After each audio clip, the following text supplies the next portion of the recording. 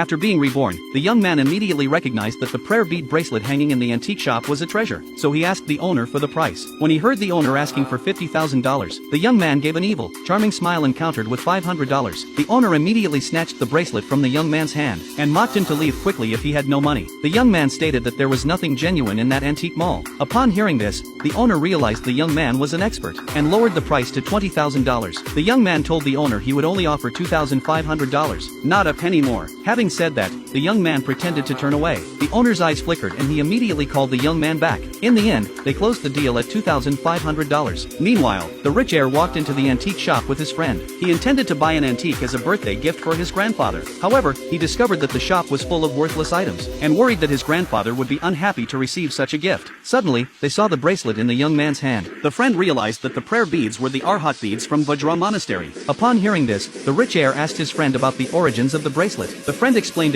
that back in the day, a monk carved a set of rosary beads from a 100-year-old sandalwood tree in honor of the 18 Luohan. After the monk passed away, the beads were stolen by thieves and their whereabouts remained unknown. They never expected to see them here today. The rich heir thought the beads would be a fitting longevity gift, so he asked the young man to resell the beads to him. When the young man heard the rich heir's name, he recalled that in his previous life this heir had been framed by his actress, and was eventually kicked out of the house by his father, and ultimately had been badly betrayed by his father. At this moment, the rich heir offered $300,000 to buy the beads. To get in good with this wealthy man, the young man readily agreed. Then the rich heir invited the young man to his company to pick up the money. After the assistant brought out $300,000 in cash, the young man asked the heir if his company employed many beautiful actresses. When the rich heir said yes, the young man told the heir that temptation often hides traps on the other side. The rich heir don't understand what it means. The young man said he noticed the heir's Taiyang acupoint was dark, fearing he would fall into a peach blossom calamity. The rich heir thought the young man was talking nonsense. The young man did not explain further, but took the money and left. That night, the rich heir was on a date with a beautiful actress, when he suddenly remembered the young man's warning from the afternoon. While the actress was taking a shower, he started searching the hotel room, and indeed found a hidden camera in the corner. If the young man hadn't warned him to be careful of the company's actress, he might have already been ruined and kicked out of the house by his father. To thank the young man, the rich heir wanted to buy a villa and give it to him. To his surprise, the young man didn't like villas, but instead wanted to buy a house in the slums, because, relying on memories of his previous life, he knew that the property in this area would quintuple in value after 3 days. Although the rich heir didn't believe the price would rise, but considering that the young man's instincts are very accurate, he not only helped the young man pay the deposit on one house, but also bought 2 more for himself as investments. Then the rich heir took the young man to a 5-star restaurant for dinner. As soon as they entered the hotel, the